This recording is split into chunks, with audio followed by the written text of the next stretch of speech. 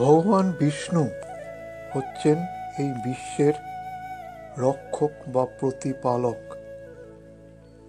এই বিশ্ব বা পৃথিবী যখন পাপে পরিপূর্ণ হয়ে যায় তখন বিষ্ণু বিভিন্ন অবতার রূপ ধারণ করেন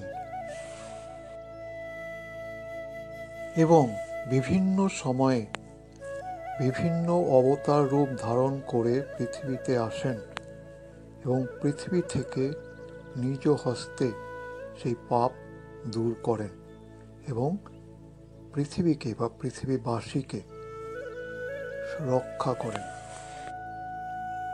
এবং সত্য যুগে যখন রাক্ষসরাজ দশানন রাবণ প্রবল পরাক্রমশালী এবং অত্যাচারী হয়ে ওঠে এবং তার অত্যাচারে মর্ত্যবাসী পরম লাঞ্ছিত ও অত্যাচারিত হচ্ছিল, সেই সময় ভগবান বিষ্ণু স্বয়ং রাম অবতার ধারণ করে মর্তে আসেন এবং রাবণকে হত্যা করে মর্ত্যবাসীকে রাবণের অত্যাচারের হাত থেকে রক্ষা করেন। মহর্ষি বাল্মীকি কর্তৃক সংস্কৃত ভাষায় রচিত রামায়ণ একটি মহাকাব্য, কিন্তু এর ঘটনাবলী বা প্রতিটি চরিত্রই চরমভাবেই বাস্তবতাহীন বা কাল্পনিক।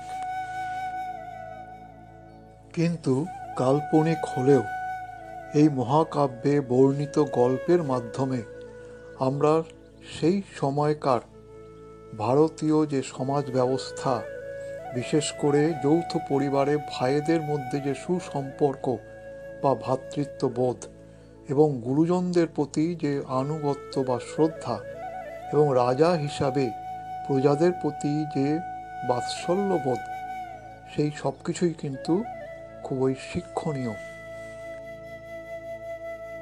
এবং এই পারস্পরিক সহযোগিতা এবং সাংসারিক বন্ধনের দৃঢ়তা, সবাইকে সমান চোখে দেখা বা সবাইকে ভালোবাসার মাধ্যমে কাছে টেনে নেওয়া, এই নীতি বা আদর্শের জন্যই হিন্দু ধর্ম পৃথিবীর শ্রেষ্ঠ ধর্মে পরিণত হয়েছে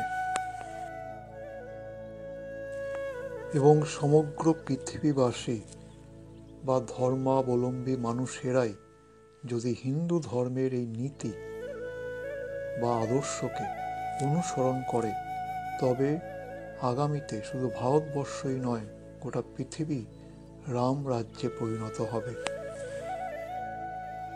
ভগবান বিষ্ণু বলে আদপেও কেউ আছেন কিনা আমি জানি না। তিনি 10 অবতার রূপ ধারণ করেছিলেন কিনা আমি জানি না। রাম বলে আদপেই কোনো প্রজাবৎসল রাজা অযোধ্যায় রাজত্ব করেছিলেন কিনা জানি না। কিন্তু আমি তোমাদের কল্পনার রাম তোমাদেরকে অনুরোধ করছি যে আমার মতাদর্শকে অনুসরণ করো, তাহলেই তোমাদের মঙ্গল হবে।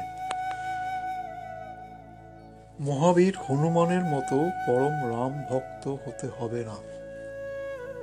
লক্ষণ বা ভরতের মতো ভাই হতে হবে না,